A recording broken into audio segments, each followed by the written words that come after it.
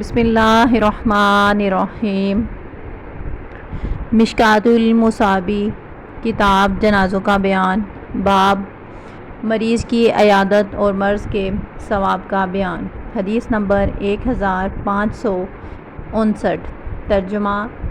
حضرت عبداللہ بن عمرو رضی اللہ تعالیٰ عنہ بیان کرتے ہیں، رسول اللہ صلی اللہ علیہ وسلم نے فرمایا، جب بندہ اچھے انداز میں عبادت کرتا ہے اور پھر وہ بیمار ہو جاتا ہے تو اس پر مقرر کیے ہوئے فرشتے سے کہا جاتا ہے کہ اس کے عمل ویسے ہی لکھتے جاؤ جیسے یہ حالت صحت میں عمل کیا کرتا تھا، حتیٰ کہ میں اسے صحت یاب کر دوں یا اسے اپنے پاس بلا لوں۔